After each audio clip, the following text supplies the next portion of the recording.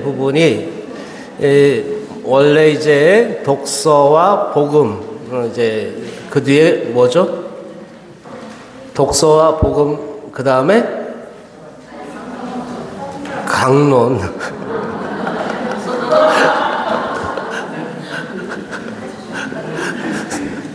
네, 강론 그러면은 이제 어떤 경우에는 이제 굉장히 따분한 시간이 될 수도 있고, 딱 마음 편하게, 어떤 분들은 편안한 자세로 그냥 이제 딱 잘 준비를 하시더라고요.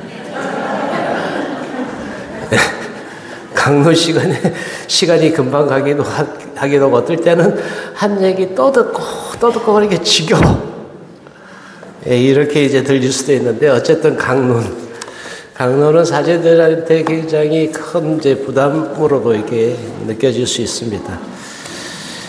강론은 대개 그날 복음과 말씀들을 요약하고 또 해석하고 또 해설을 해주는, 설명을 해주는, 기본적인 그 말씀들에 대해서 우리 실생활에 맞게, 마치 이런 거죠. 이제 옛날의 어른들은 자식들에게 또는 그 아이들에게, 아직 이가 나지 않은 아이들이 이걸 쪼물쪼물 해가지고 이렇게, 요즘 며느리들이 이거 보면 직업을 한다고 하는 거예요. 씹어서 잘 씹어서 주면 며느리들이 직업을 한다고 그래요.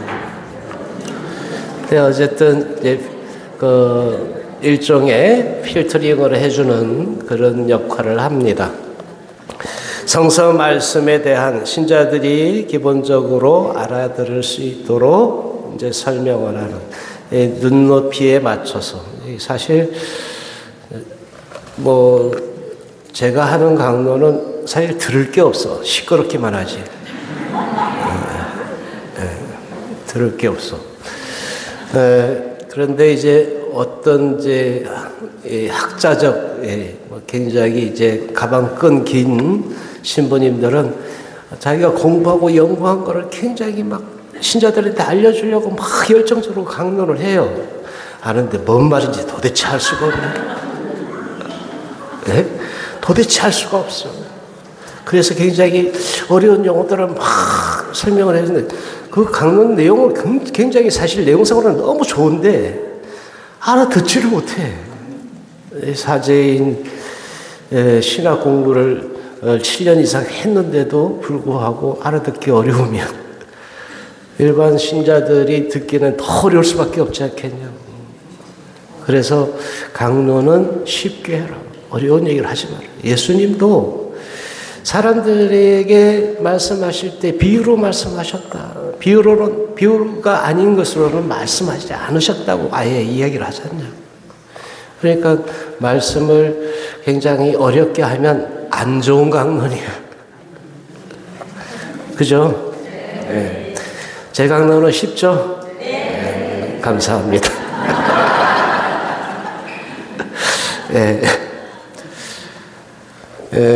우리가 전례 시기마다 연중, 또 이제 사순, 대림, 또 이제 부활, 성탄, 이런 이제 전례 시기마다 그 시기에 맞는 말씀들로 이렇게 이루어져 있죠.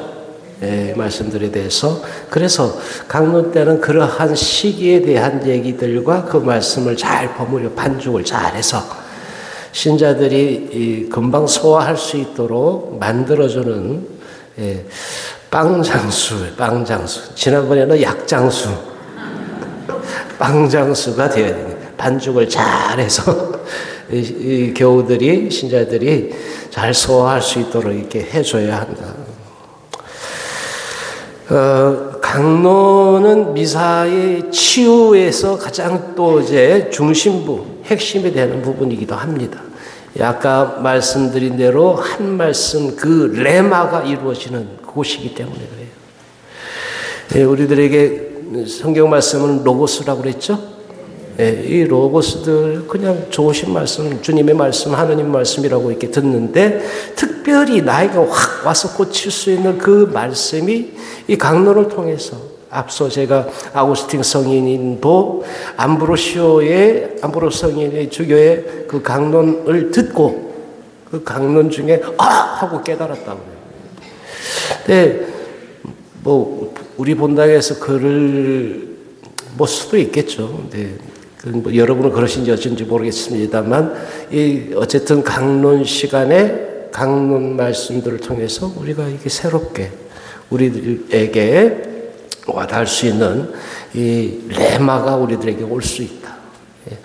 이 레마는 하느님의 성령의 영감을 얻은 그 말씀이 나에게 와서 탁 자리 잡는 것을 의미한다고 그랬는데, 그것은 우리들에게 생명을 주는 빛과 같은 양식이 되는 이런 말씀이 우리들에게 올 수 있는 것이죠. 그래서 숱하게 많은 교황님들이 강론에 대해서 굉장히 강조를 합니다. 실제로 신학교에 1년 동안 이 강론에 대해서 이제 공부를 하는데, 어쨌든 이 전례 자체에서 굉장히 높이 존중되어져야 하는 그런 부분이, 옛날에는 평일미사 강론을 하지 않았죠. 평일미사에 강론은 없었어요. 주일미사만. 주일미사 때만 강론을 했어요. 그래서 사실은 평일미사 강론은 좀 묵상에 대한 부분들, 교우들이 함께 나눌 수 있는 부분들을 좀 편하게 하는데, 주일 강론은 너무 힘들어 나도. 준비해야 되고 또 이 전례 시기에 맞는 것들도 만들어줘야 되고, 그러니까 거기에 첨가물이 많이 들어가. 색깔도 다양해져. 굉장히 컬러풀하고. 그래서 이제 어떨 때는 이것저것 막 넣다 보니까 이 맛도 저 맛도 안 나. 예? 그래서 참 맛내기가 어려워. 차라리 담백하게, 소금으로만 아니면 간장으로만 맛내면 차라리 그냥 그 맛있는 음식이 될 텐데, 이 맛도 저 맛도 아닌 맛이 날 수도 있겠다. 그래서 강론 때 여러분들이 이제 들어야 될 이런 부분들도 있다. 우리가 강론 시간에 그리스도인으로서 살아갈 어떤 실질적인 어떤 방안들, 또 교회의 가르침 안에 실천적인, 그래서 행해야 될 이러한 교리들에서도 이제 이야기할 수 있죠. 사제가 강론을 시작할 때는 주님께서 사제에게 영감을 주실 것을 고요히 기도해 주시면 고맙겠다. 정말 저 신부님 통해서 나에게 그 레마가 올 수 있도록 우리도 기도해야 한다는 거예요. 저 신부가 강론을 잘하나 못하나 이렇게 채점하지 말고, 몇 점짜리 강론을 하나 그거 지켜보고 있지 말고, 근데 대개는 이러고 쳐다보고 있다가 몇 점짜리인가 평가하고 있어. 이렇게 평가하는 자로서의 이제 강론을 듣고 있으면 내게 레마의 그 말씀이 올 수 없다. 예? 그러니까 저 사제의 입을 통해서, 저 사제의 말씀을 통해서 내게 하나님께서 말씀하신 그 말씀이 내게 살아올 수 있게 해주소서 하고 기도해야 돼. 사실 강론 듣는 시간 내 그 말씀이 내게 오기를 기도하는 마음으로 들어야 한다. 여러분은 그러시죠? 네. 그럴 줄 알았어요. 주님이 때때로 사람들에게 성령을 보내셔서 사람들에게 들려주고자 원하시는 것을 듣게 하시고, 또 사제에게 영감을 주셔 주님께서 말씀하시고자 하시는 것을 말하게 하시기도 해요. 근데 정말 이런 체험도 있습니다. 어떤 날 강론 준비를 전혀 안 했어요. 근데 강론 준비를 안 했는데 내가 뭔 얘기를 하고 있는지도 몰라. 그런데도 강론이 술술 나오는 거예요. 희한하네. 이상하다, 그치? 이런 거예요. 이제 그리고 그 강론이 이제 어쨌든 그 진땀 나는 강론 시간이 딱 끝났는데, 내가 강론 무슨 강론 했는지 기억이 안 나. 이런 시간들도 있다고. 이제 그럴 경우에는 누군가 그것을 정말 성령께서 나에게 알려주신 말씀으로 들을 수 있다. 우리가 교회 안에 성령의 살아계신 성령께서 임하시고 성령께서 우리를 이끌어 가신다는 것을 믿는다면 이러한 일들이 계속해서 일어날 수 있고 우리 안에서도 아니 나에게서도 그 레마가 살아올 수 있다는 거예요.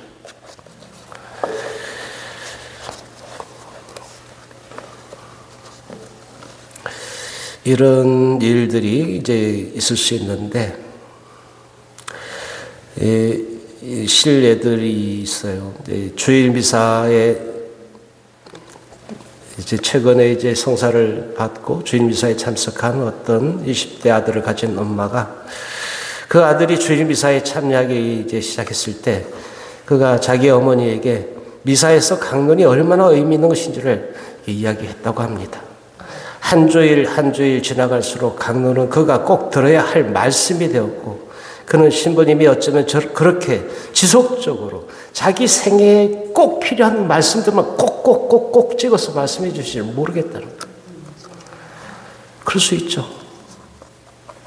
늘 똑같은 얘기를 하시는 것 같은데 그날따라 그 아이에게 그렇게 확 꽂히더라고요. 그래서 맨날 엄마가 억지로 성당 가라 이래가지고 얻은 놈이 그냥 성당 간다고 미사 드린다고 하면 내뺀다는 거죠. 그래서 희한하다, 그렇지? 그러면 희한하다. 누구에게인가 그럴 수 있다. 그 아이에게, 그 젊은 아이에게뿐만 아니라 우리들 자신들에게도 그럴 수 있죠. 우리가 하나님의 말씀을 받아들일 열린 마음으로 그것을 받아들이려고 하는 그 자세로 미사에 참여하면 우리들에게도 그럴 수 있다는 거죠. 매주일 그 말씀에 귀를 기울이는 그 동안 그 말씀은 우리들에게 살아 숨쉬는 그래서 생명의 양식이 되기도 한다. 다만 우리가 그 말씀을 갈망하고 받아들일 그 자세가 있는가가 중요하다. 강론은 그래서 치유를 줍니다.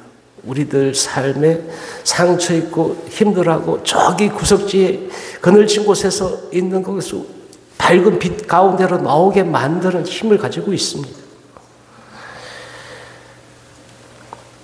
우리가 강론을 경청하고자 할 때 이렇게 실질적으로 도움이 될 수가 있겠습니다. 근데 그렇게 실질적인 도움을 갖게 하기 위해서는 먼저 기대해야 돼. 기대하지 않는데 어떤 일이 갑자기 벌어지진 않아요. 그죠? 첫 번째, 기대하라. 같이 할까요? 기대하라. 예, 두 번째는 그것을 들었으면 뭔가 이렇게 해봐야 돼. 실천하라. 두 번째는 실천하라. 그 다음에 이 실천하라 다음에 오는 것이 바로 실천했는데 이게 늘 장애되는 부분들이 있죠. 그래서 결단해야 돼. 그 다음은 결단하라. 결단하라. 이렇게 강론 말씀이 우리들에게 살아 움직이게 만드는 것이 된다면 기대하고 실천하고 결단하는 여기까지 이르렀을 때 내 삶이 변화되고 가는 것을 볼 수 있게 된다. 네, 좋은 말씀입니다. 듣기만 하고 그래서 가버려. 아무것도 행하지 않아. 그리고 실천하고 하려고 몇 번 했는데 안 돼. 에이씨. 이래버리면 안 된다는 거예요. 그것에 대해서 결단하는 것도 필요하다. 예, 강론을 듣고 마음에 새겨야 할 마지막 부분은 결단하는 것입니다. 우리는 강론을 들은 말씀들을 어떻게 실현할 수 있겠는가 거기에 이르러서 결단이란 그래서 내가 어떤 것을 딱 그 자르고 또 이렇게 이제 뭔가를 이렇게 결정하지 않으면 안 되는 때에 놓이게 된다. 우리 각자의 그러니까 공동체 전체의 어떤 얘기인 듯 하지만 그러나 나 개인에게 던지는 그 메시지로 들어요. 근데 나와는 상관없는 그런 얘기로 이렇게 들을 때 그 말씀은 절대로 레마로 살아올 수가 없어요. 그래서 나를 변화시키고 치유되고 온전해지기를 원한다면 이렇게 기대하고 실천하고 또 결단하는 것을 통해서 그 말씀이 살아있게 그 생명력, 그 역동적인 창조적인 그 힘이 내 안에서 살아있을 수 있도록 만드는 나의 노력도 나의 응답도 필요하다는 것입니다. 우리는 이제 강론을 듣고 나면 사도신경을 바치죠. 예, 사도신경을 함께 바칩시다. 전능하신 천주 성부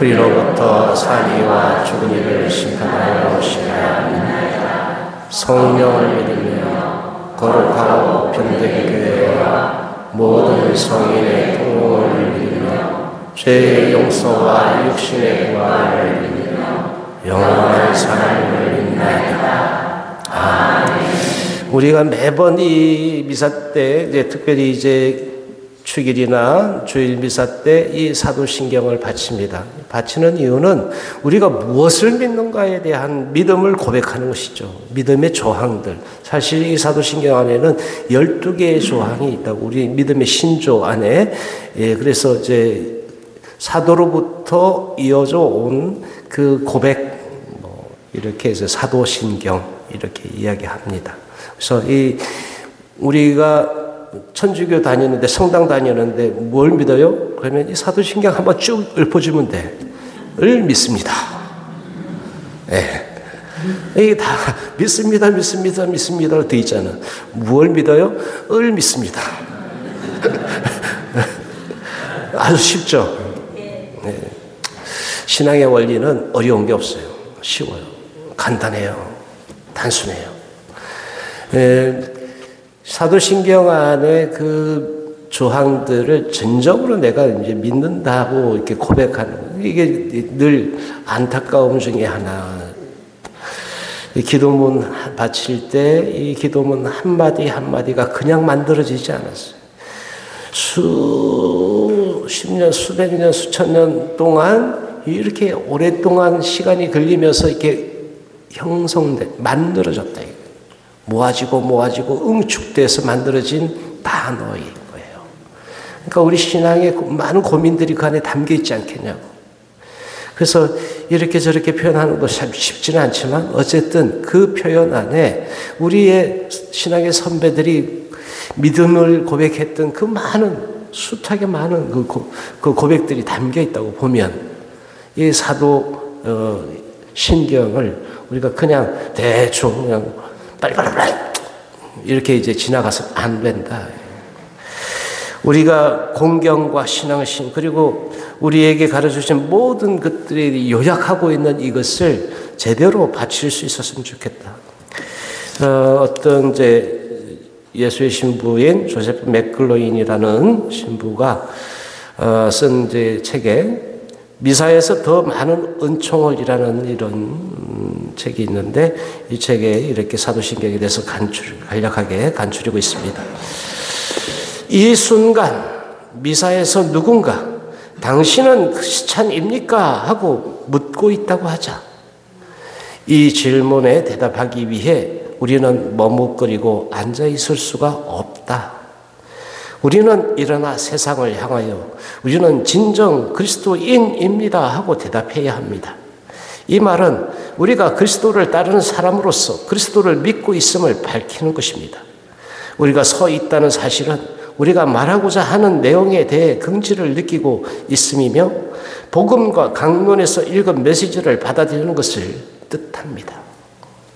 그러니까 우리가 복음 또 이제 이 독서와 복음 그리고 강론까지 다 듣고 난 다음에 이 사도신경을 바치는 이유도 거기에 있는 것이죠. 이러한 믿음의 이 신조들을 받아들입니다.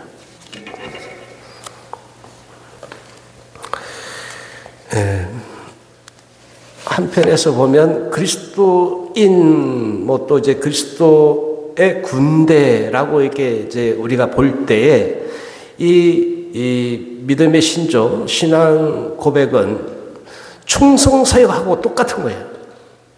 예? 충성서역. 나는 이런 것에 대해서 충성을 다하겠습니다. 이렇게 서약하는 거 꼭 같다. 믿음에 있어서 우리 이 신앙 고백은 하나님께 대한 이 믿음에 대한 고백이기 때문에 그렇습니다. 그리고 이 신앙 고백이 이어진 다음엔 바로 보편 지향 기도가 있죠. 보편 지향 기도 혹은 신자들의 기도를 주일 대축일 강론 다음에 합니다. 이에 신자들이 참여함으로써 거룩한 교회, 우리를 권위로서 다스리는 사람들, 여러 가지 공경에 처해 있을 사람들, 모든 인류의 그리고 온 세상의 구원을 위해 기도할 수 있습니다. 신자들의 기도는 미사에 참여한 사람들이 하느님의 치유의 사랑과 능력을 보게 되는 또 다른 기회가 됩니다. 상처 입고 집에 이제 성당에 왔는데 누군가 이 공동체가 함께 기도해주고 있구나라고 느끼는 순간 그 힘이 나지 않겠냐. 하느님은 사람들의 기도를 통하여 움직이시고 그 창조력을 활용하신다고. 공동으로 바치는 기도는 굉장히 힘이 있죠. 공동체가 바치는 기도는 혼자 하는 그 기도보다 몇 배의 힘이 있다고 말씀을 드린 바 있습니다. 그리스도의 신비체로서 이 기도를 바치기 때문에 그렇습니다. 매일매일의 그 기도가 모여서 함께 바치기 때문에 더 강력해지는 것이죠. 우리들 자신들의 문제에만 골몰한다면 우리는 아마 세계 평화를 위한 기도나 그런 류의 다른 어떤 기도에 대해서도 아무런 관심이나 믿음과 사랑을 가지지 않을 것입니다. 그러나 미사 중에 전구할 때 우리는 그러한 희망들이 우리 자신의 것임을 알게 되고 교회에 대한 전적인 믿음과 사랑이 샘솟게 될 것입니다. 여러 가지 공경에 처해 있는 사람들을 위해서 꼭 기도하라고 바티칸 공예문은 이야기합니다. 그러니까 우리 공동체에서뿐만 아니라 우리나라에서 이 세상 안에서 이 함께 더불어 살아가는 그 연대라고 그러죠. 함께 옆으로 이렇게 쭉 뻗어 있는 이 시대에 함께 고민을 갖고 함께 이제 공동으로 그 부분 함께 전구하는 것을 의미합니다. 마더 데레사가 인도에 갔을 때 그녀는 그 거대한 8억 인구의 나라에서 무엇부터 시작해야 될지 암담했다고 합니다. 하지만 그녀는 바로 자기 주위에 있는 사람들을 돕는 일부터 시작했다고 해요. 주님은 우리를 바로 옆에 있는 사람부터 도우라고 부르시지 않는가? 우리가 우리들의 전구에 대해 자신을 열었을 땐 여러 다른 사람들이 바치는 도움의 기도가 우리 믿음과 신앙을 떠받쳐 줄 수 있기 때문입니다. 부모님들이 하는 일, 또 대개 이제 가정에서 누군가 기도하고 있다는 것을 보여주는 것 굉장히 중요해요. 그래서 이런 이야기를 합니다. 부모님들이 수행하는 역할 중 하나는 가족들을 위한 전구자가 되는 일이다. 가족들을 위해서 기도하는 사람, 다른 말로 하면. 그런데 오늘날 우리가 살고 있는 이 가정에서 기도가 이루어지고 있는가? 여러분은 안 그렇죠? 네. 기도 열심히 하시죠? 네. 그렇죠. 우리 모두가 그런 의미에서 보면 전구자, 누군가를 위해서 기도하는 우리 가족들, 내 남편, 내 배우자를 위해서 기도하는 사람이어야 한다는 거예요. 그런데 우리는 그런 기도가 남의 기도만 해요. 남의 기도만. 나의 기도가 돼야죠. 기도를 통로 삼아 하나님의 치유의 사랑이 자녀들에게도 흘러갈 수 있도록 해야 한다. 교구의 주교님들, 본당 신부님들을 위해서도 기도해야 합니다. 그분들은 우리 자신의 영성을 보살피는 아버지로서 당신과 당신 가족에게 깊은 영향을 주시는 분들입니다. 공동체 전체에도 영향을 주고 본당 식구들을 혈육의 가족처럼 돌봅니다. 그분들이 당신의 기도와 중재를 통해 사목활동에 도움을 얻을 때 더 많은 사람들이 주님께 감동될 수 있겠기 때문입니다. 전구의 기도를 권하는 바오로 사도의 말씀을 우리는 한패에 새겨보면 좋겠습니다. 에베소서 6장 18절 이하에 여러분은 늘 성령 안에서 온갖 기도와 간구를 올려 간청하십시오. 그렇게 할 수 있도록 인내를 다하고 모든 성도들을 위하여 간구하며 깨어 있으십시오. 그리고 내가 입을 열면 말씀이 주어져 복음의 신비를 담대히 알릴 수 있도록 나를 위해서도 간구해 주십시오. 이 복음을 전하는 사절이 내가 비록 사슬에 매여 있어도 말을 해야 할 때에 이 복음에 힘입어 담대해질 수 있도록 말입니다. 그러니까 우리들 자신들을 위해서도 기도하고 우리 가족들을 위해서도 우리 자녀들을 위해서 배우자들을 위해서도 또 우리 공동체의 일원들을 위해서도 이렇게 기도하는 것 이게 너무나 당연한 것이다. 갈라디아서 6장 2절에는 이렇게 말씀하십니다. 서로 남의 짐을 져 주십시오. 그러면 그리스도의 율법을 완수하게 될 것입니다.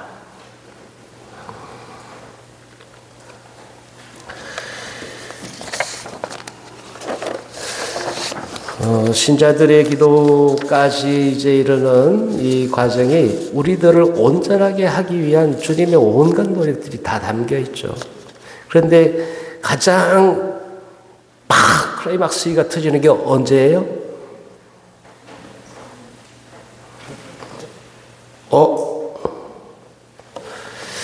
가장 최고 정점에 오르는 그때는 언제냐고. 성체를 영할 때지 당연히. 알면서. 그래서 성찬의 전례 이제 우리가 이제 다음 주 성찬의 전례 이때야말로 우리가 온전히 치유되고 온전해지는 그 순간이니까 여러분 오늘 이 말씀의 전례 시간에 이제 딱 두 가지 기억하면 좋겠죠. 로고스와 레마가 있다. 이 레마가 우리를 변화시킬 수 있는 힘, 그 창조력에게 와서 살아 숨쉬게 만드는, 살아있게 만드는 그 말씀이다. 그런 거 이렇게 꼭 기억하시면 좋겠고, 그 레마가 살아있게 하기 위해서 아까 기대하라 강론을 들으면서 실천하라, 결단하라. 오늘 이 특강의 주요 골자입니다. 여러분들이 기억하시고 또 매번 미사 때마다 그렇게 실천하는 우리 되기를 기도합니다. 주님, 강복드리겠습니다. 주님께서 여러분과 함께 전능하신 천주 성부와 성자와 성령께서는 여기 함께한 모든 이들에게 강복하소서. 아멘. 감사합니다.